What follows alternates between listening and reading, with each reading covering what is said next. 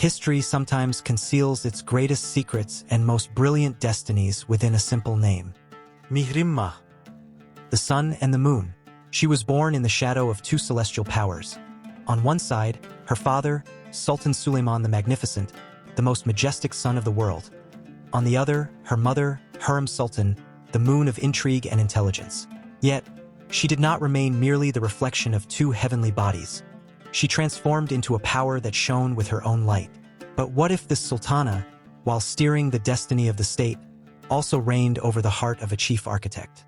What if the empire's wealthiest woman, in laying her fortune at her father's feet to build fleets, sealed her deepest loneliness onto the two shores of Istanbul?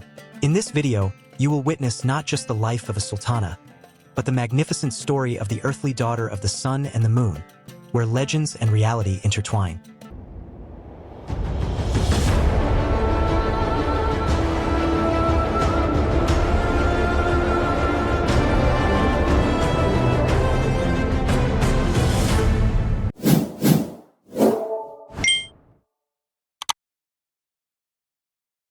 History sometimes conceals destiny within names.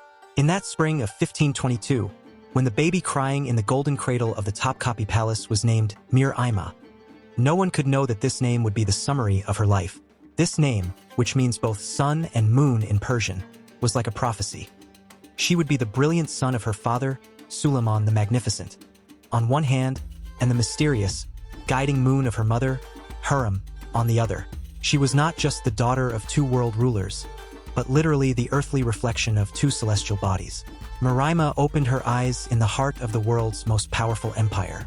For her father, Sultan Suleiman the Magnificent, she was not just a child, but the rarest seal of his love for Hürrem. For her mother, Hürrem Sultan, in a world ruled by sons, she was the most precious asset to whom she would pass on her own power and intellect. Her childhood passed in the marble courtyards of the Topkapi Palace, amidst the admiring whispers of concubines and the competitive shadows of the princes. She was no ordinary princess. She received lessons from the best tutors. She learned calligraphy, spoke Persian and Arabic fluently, and grasped the subtleties of state etiquette and politics at her mother's knee, as if watching a game of chess. While Hürrem prepared her sons for the throne, she was raising Mirima to be the most steadfast power behind that throne. She shone with her father's love as the daughter of the sun, and was enlightened by her mother's strategic brilliance as the daughter of the moon. When she turned 17, the door to politics, not dreams, opened for Mirima. Her mother, Hürrem Sultan, made the most significant move on her daughter's behalf to solidify her own power and keep the state firmly within her grasp. Mirima was to be married to her mother's most loyal ally, an ambitious and intelligent statesman, the Beylerbey of Diyarbakir, Rüstem Pasha. This was not a marriage of love. It was a partnership of power, as she married this man, who was much older than her and about whom unsavory rumors circulated. Mirima knew that the destiny of an imperial princess outweighed personal desires.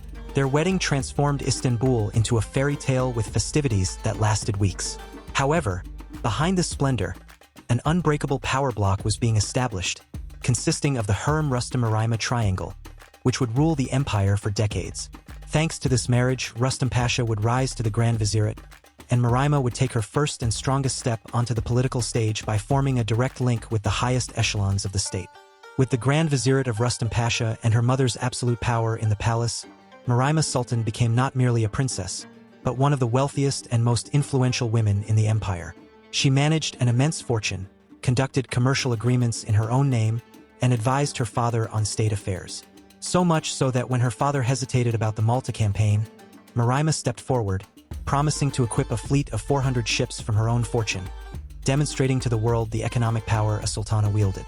She conducted diplomacy by corresponding directly with foreign rulers like the King of Poland, literally stepping out of her mother's shadow to shine her own sun. This brilliant period intersected with another name that would immortalize her own, Mimar Sinan. Mirima commissioned two grand mosques from the chief imperial architect, Sinan.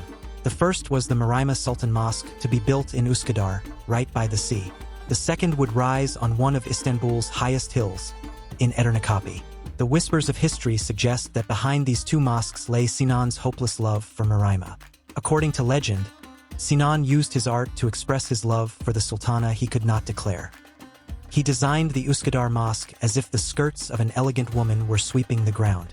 The Edirneköpü Mosque, conversely, was more solitary, more introverted, yet just as magnificent. And Sinan's genius concealed the secret of the sun and the moon in these two mosques. On only one day of the year, the spring equinox on March 21st, as the sun sets behind the single minaret of the Edirneköpü Mosque, the moon rises between the minarets of the Üsküdar Mosque. The name Mir-î-Mâh was forever united with Istanbul's silhouette through Sinan's art. The death of Hürrem Sultan in 1558 marked the end of an era for Mihrimah. The guiding moon was no longer behind her. As her father, Suleiman, increasingly withdrew from state affairs, consumed by the deep grief of losing the love of his life, Mirima filled the void left by her mother. She became her father's closest confidant and most trusted advisor. She acted as a de facto Valide Sultan, Queen Mother, managing the palace and advising her father on state matters. She also played a key role in the ascension of her brother, Selim II, to the throne. She had inherited her mother's legacy, but now she was lonelier. Mihrimah Sultan passed away in 1578, 12 years after her father and 20 years after her mother. At the time of her death, she was the richest and most powerful woman the empire had ever seen.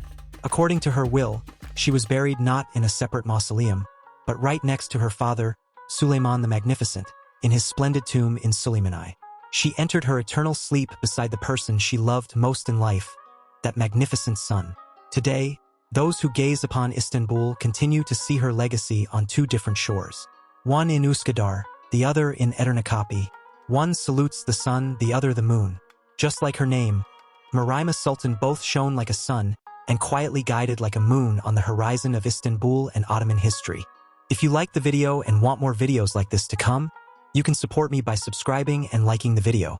Thank you for watching.